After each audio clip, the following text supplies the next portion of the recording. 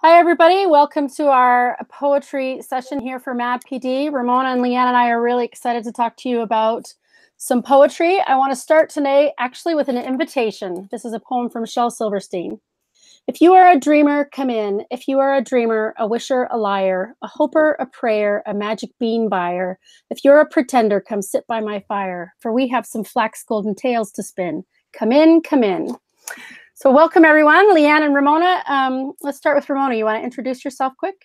Sure. I'm Ramona Meharg, and I'm a special education teacher. I have a congregated classroom in St. Thomas, Ontario, Canada, and I love poetry. Leanne? Well, I do almost all of those things except in a different country. My name's Leanne Hanson. I'm a special ed trained teacher and I am a poet. I'm actually not in the classroom at the moment. I'm on a bit of sick leave. So that gives me heaps and heaps of time to talk about poetry, which is even better. And write poetry, of course. Yeah, write poetry. Yeah. And I'm Lisa Corbett, and I teach in North Bay, Ontario, and I teach primary students. I've taught mostly grade 2, grade 3, and grade 4 in my career. So it's interesting the different times that the three of us have chatted about things, how often the things that we're doing in one class actually are things that can translate to another class. So hopefully that'll happen again today. So earlier this week, floating around on Twitter and other social media outlets, there was an article from the LA Times. It's actually about a year or two old, about a poet by the name of Sarah Holbrook, who had a poem of hers used in the State of Texas Assessment for Academic Readiness, their standardized test. And she took the questions from that test and tried to answer them for herself, and was surprised to find that even she, the woman who had written the poem, couldn't answer all the questions. And Leanne shared that has actually happened to her. So Leanne, would you like to share a little bit with us about that? Okay, so I write quite a lot of poetry, and quite often it's used by other teachers in other classrooms. And I had a poem which I had called Rags, just for fun. Whenever I give a poem to my students to analyze, I always take the title off. I don't know if you guys have tried that, but I find it's really, really useful. Gives them that sort of ability to write a little bit themselves. So I took the title off, gave it to another teacher to use, thought it was pretty straightforward. And one of the questions was, what do you think the central metaphor is about? And this teacher the kids were coming up with, it could have been about a whole stack of things. I deliberately keep my things reasonably open. So it could have been about homeless people or old people or young people. We were teaching disengaged youth at the time, and they were kind of at the forefront of my mind. But this teacher absolutely insisted that it was about quilting. Okay. Because the first line was, why are they tossed aside like rags? So completely forgetting that a simile isn't necessarily like a literal thing. Right. Yeah, it was about quilting. Oh my. And she marked her students wrong. I'm just trying to think of all the poems I know about quilting right now. Well, maybe you know more than you think, Ramona. Maybe you've been thinking they're about whole other things, and they're really about quilting. Maybe I need to write a poem about quilting. Maybe. I read a few different articles about Sarah, written by Sarah Holbrook, and about Sarah Holbrook and going through this process. And in all of them, she was really saying, why kill the poem? Why spend so much time dissecting every little piece of it and every little line of it and giving every little piece of it a meaning that you don't even know if the poet would agree with? And so I thought maybe today we could start by talking about what we do with poems if we're not going to dissect them. Certainly when I was in school, that's what we did. Line by line, word by word, simile by simile, we would go through that poem. So if you're not going to do that, what are you going to do with a poem? Ramona? I was going to say, I think Leanne should start. Okay. Cheers. Well, like I said, I always take the title off, always. Mm-hmm. I want to give... I'm a bit on the sort of the Roland Barthes side of the thing, where authorship belongs to whoever's reading it at that point. Mm-hmm. And so I take the title off, I just put it separate by itself, and I have a few questions that could actually apply to any poem. You know, what are the techniques? What are the central metaphors? What are these? What are and it's always about what do you think? And if a student can give me an answer that I've never heard before, but they can justify it by saying, because of this line in this poem, I believe this is about this. That's awesome. That makes me really happy if they can actually analyze it completely differently. Then I'll eventually introduce things. I'll give them, you title it for me, because I like that. I like to see what they come up with. I'll sometimes get them to rewrite it as prose, depending on what day it happens to be. And then I'll gradually introduce things like, what do you think the author, who do you think the author might be? Where do you think they might come from? What background, what age, that sort of thing, and gradually build up different perspectives. So you come at poems from all different perspectives, and I think it's a really bad idea to have just one way that you analyze anything. Yeah, I like that idea of every person having their own perspective on it and taking away their own. I was at a concert one day, a song that I had heard a million times, and I had assigned my own meaning to that song, and the artist got up and he sang the song, and then he told what it was actually about, what he'd actually written it about, and it was completely different than what I had thought it was. And that can happen so often with the poems. It didn't take away from the meaning that I had already assigned to it. It still meant that to me. But then it just changed it a little bit to know what he had meant it to be. I remember there's a really good, sorry. Go ahead, Leanne. There's, I don't know if you've seen a movie or a stage show called The History Boys. Mm-mm. And there's a terrific quote in that where it's boys studying for the Oxbridge exams, and one of them says to his teacher, I don't understand poetry. And the teacher's like, poetry, you're not supposed to understand it. You read it, you appreciate it, you absorb it, and then one day, that's when you'll understand it. I like that. Ramona? Yeah, and I like to tell the kids it means what it means to you, and that's great with me. Or we'll look at it and I'll say to them, just pick a line that you really like and tell me why you really like that line. And see if they can tell me, if they can say, well, I like the way it sounds, or I like the way the words mesh together, or I like they don't always know the term alliteration, but if there's alliteration in it, or I like that simile, or I like that metaphor, and just using that to get at some of the terms too. Yeah. I'm going to tell you about something that happened in my class this past week related to this conversation. We had a Shel Silverstein poem for our poem of the week, and this poem is called Something Missing. So it's really quick. I'm going to read it to you quick. I love Shel Silverstein. Oh, they're so fun, aren't they? I remember I put on my socks. I remember I put on my shoes. I remember I put on my tie that was painted in beautiful purples and blues. I remember I put on my coat to look perfectly grand at the dance. Yet I feel there is something I may have forgot. What is it? What is it? And that's the end of the poem. So to me, because I was paying attention to the rhyming scheme, immediately I thought, well, it's his pants, right? Dance pants, that's the rhyme. But we spent 3 full days talking about what it could be that's missing. And a lot of the kids had come up with a different plan of their own of what was missing. And in the end, the poem completely made sense to them. And I hesitated to point out to them that the rhyme went together. So it had to be something that rhymes with dance. It can't be hat, because hat doesn't rhyme with, with dance.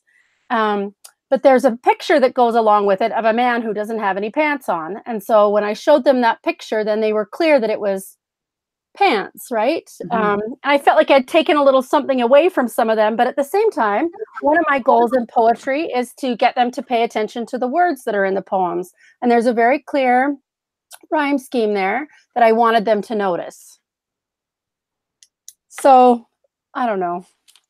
It's one of those times where I feel like, did I do the right thing or did I not do the right thing? But I guess it depends on the purpose, right? My purpose was to get them to think about that rhyming scheme, which is an important piece of word work for primary students.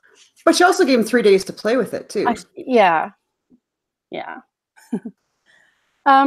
So day to day, one of the things that we do in our class is shared reading and shared writing of poetry.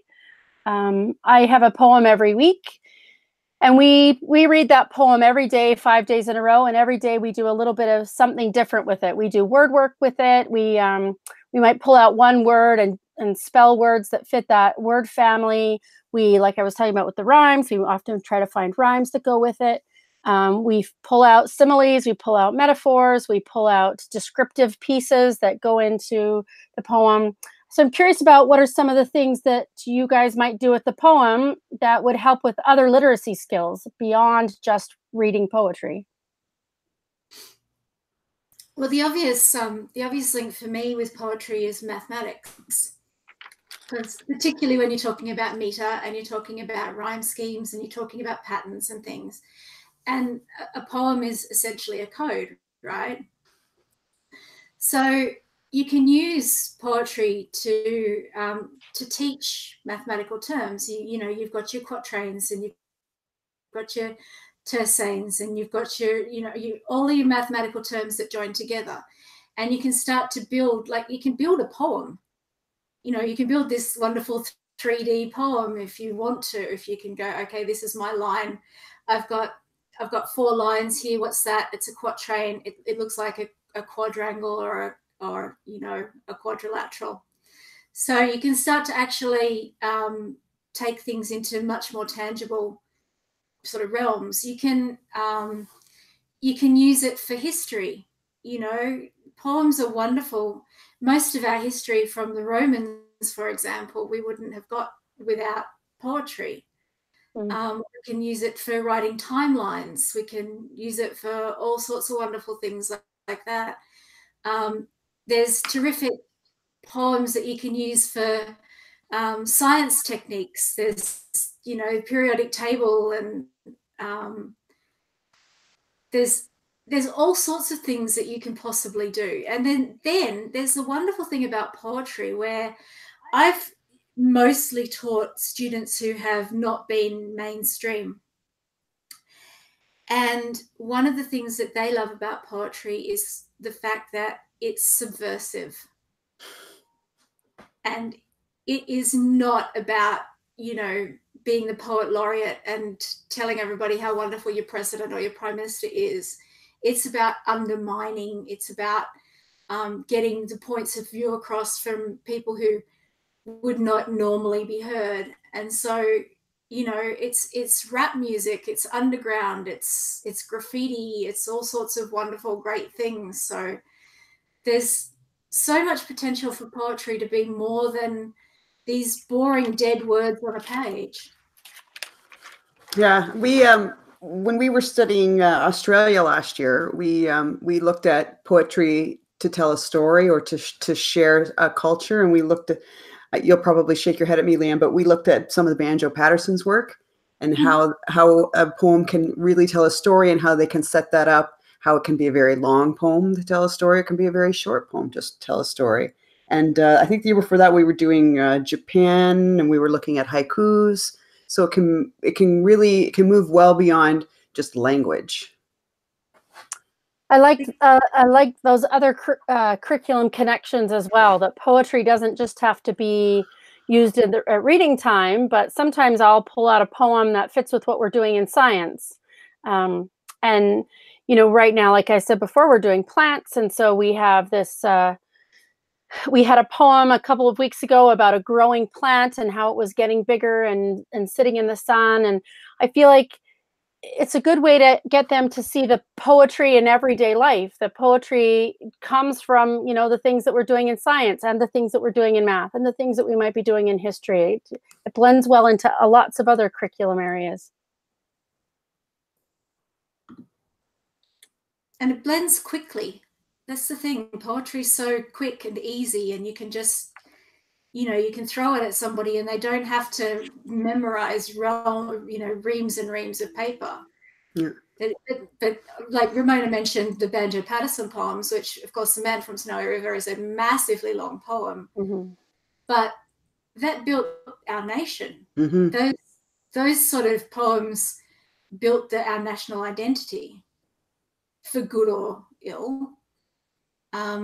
And a lot of I know there's Canadian poets that have done the same. And I mean, look at things like In Flanders Field and you know, those are things that you can get as much out of a poem as you can out of a novel or a movie or anything else.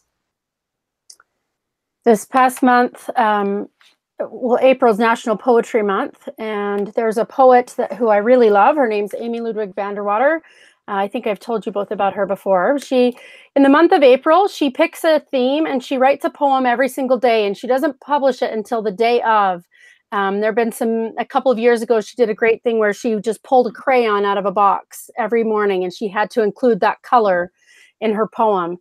This year, she wrote a poem story, and so every day there was a little installment to this little story, and every day after I would read the poem to my class, they would say to me, "Keep going, don't stop." And I would have to remind them, there is no keep going until tomorrow. We have to wait until tomorrow.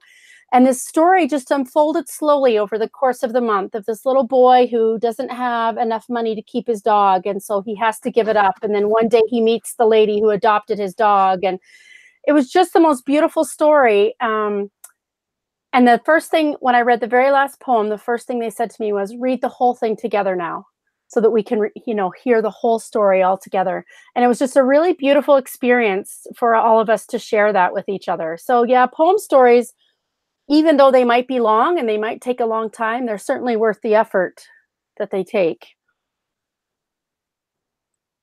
And I think we should talk too about, I mean, Leanne, you shared that great TED Talk link with us today, and I shared it with my my crew because they sometimes will say, oh, poetry, that's dead, or poetry. So then, and when I showed them that, they're like, whoa. So when they couldn't pick out whether it was Shakespeare or whether it was a rap lyric, that really blew their minds. Yeah. Yeah. Because they don't always associate music as poetry, but it really is a type of poetry. Yeah. And obviously the beat of hip hop music, of rap music, it's the heartbeat, it's the iambic pentameter. And iambic pentameter sounds like such a complicated thing, but it's the simplest thing in the world. We speak almost all the time in iambic pentameter, and yet we have to give it this fancy name. All it means is, five beats a line of iams, the da-dum, and a da-dum is just, it's a heartbeat. Mm-hmm. I love that hip hop or Shakespeare, partly because Akala is particularly spunky, but also because it's very, very valid, and it gets my students often think that they're really wonderful hip hop artists already because they know how to say the same words that all the hip hop artists say, and I'm like, I could say that too, but I have a really good fun technique that I use in the classroom that I just write up 2 words on the whiteboard, 2 single syllable words, and they have to have a reasonable amount of rhymes, and then we go, okay, we brainstorm, we get heaps and heaps of rhymes. And it's like, go, okay, write yourself a hip hop tune now. Just use and it has to contain those words. Yep. Cool. And it's awesome. And some of them will do it out loud, and some of them will do it on the page, and some of them will share it, and some of them won't, but it doesn't matter. And some of them, and I give them sort of, okay, if you want to be a bit rude, you can, but you're probably not going to be any ruder than anything I've seen. So it's not really that much of a challenge for you. Right. Well, that's disappointing if they can't shock you. Well, I always write one as well. I always write 2, one for public consumption and one for not. So I think it's important for them to see you write it too, right, Leanne? Mm-hmm.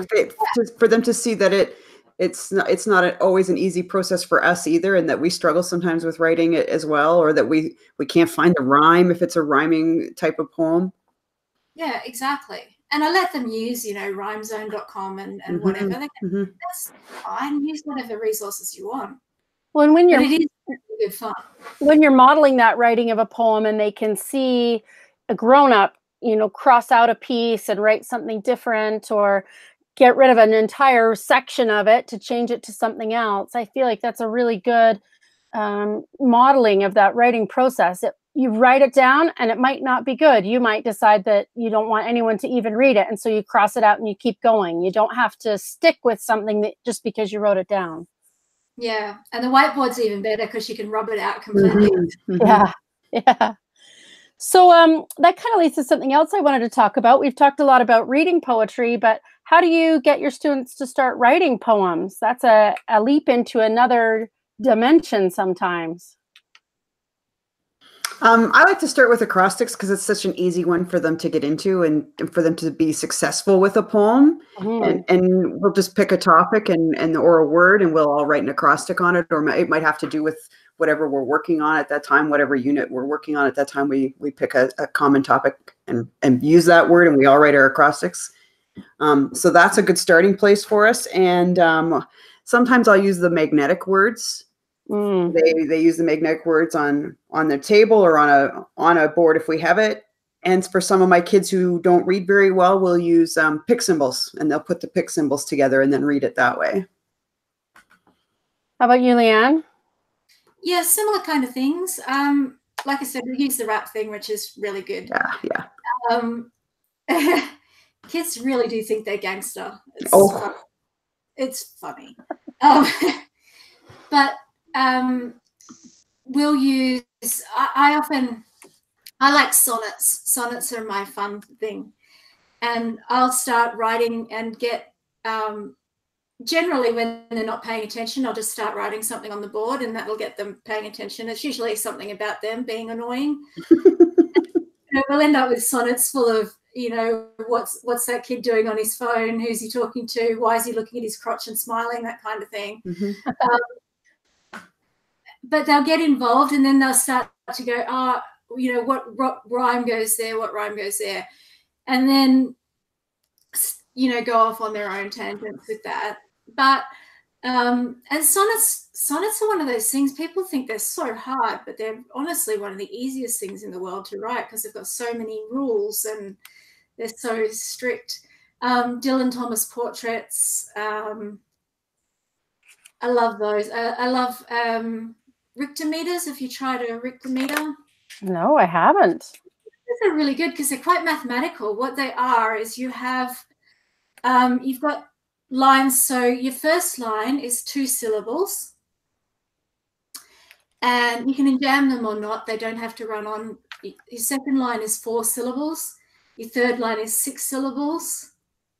Your and so forth until you get to 10 syllables in the middle, and then you go backwards 8, 6, and it ends up in like a little diamond shape. Yeah, and cool. It's really good.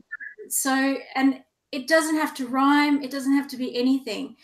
The cool trick is to get the first line and the last line to be the same if you can. But it's a really good fun exercise because, you can do it in groups as well. You can do it, over a period of time. And they end up quite beautiful. If you use the right sort of presentation software, it can end up looking absolutely lovely. Mm-hmm. I was thinking that would be easy to get it to, maybe not easy, but it would be an easy type of poem to get into a nice shape when you're trying to publish it. Yeah, it looks like a little jewel. It's really nice. Yeah. I'm a big fan of using poems, mentor poems for kids to sort of copy, and not really copy, but to use as a model for their own poetry. And I'm going to share this book. This is by Regie Routman, Kids Poems, Teaching 3rd and 4th Graders to Love Poetry, Love Writing Poetry. She also has one for grade 2, grade 1, grade 5. And it's full of advice for teachers, but then it also has nice poems by kids as well, where you can see it in exactly the kids' writing and then how did it look after it was published. And I love being able to share kids' poetry with kids because it's so much more accessible to them. It's not, if I tried to hand my class Shel Silverstein and said, now you write a Shel Silverstein poem, that's really, really difficult. But if I say to them, look, these are poems that kids your age have written, you can do it too, then they are more likely to jump in and give it a try. Or sometimes I'll read some Dr. Seuss to them because there's lots of really great rhymes and made up words. And I'll say, if you get stuck, make up a word. Yeah. Yeah, that's a lot of fun to do, isn't it? And Dr. Seuss definitely does give us permission to do that. Mm-hmm. Well, we've kind of gone over our 15 minutes, which I sort of knew that we would. Do we have any questions from people online, Ramona? There are no questions. There's one watching right now. We were up to 4 for a while there. Okay. And then we said too much. And they We must have lost them somehow. That's all right. Well, I really appreciate you guys meeting with me and talking about poetry again. I feel like we could do this again and again. I feel like we should. I feel like why not? As well, don't say that too loud. Stephen Hurley will make us start a podcast. The poetry podcast. I like it. There we go. All right. Well, thank you very much. How can people reach you if they want to reach out and ask questions? Ramona? I'm on Twitter at Ramona Meharg. And Leanne? Maybe we lost her already. We might have lost her. At Leanne Hanson. I'm just as simple. I'm just at Leanne Hanson. Okay. And I'm at Lisa Corbett, 0261, because there are too many Lisa Corbetts in the world. But thanks everybody for listening and for watching, and I hope you enjoyed doing poetry in your class this week. All right. Thanks. Bye. Bye.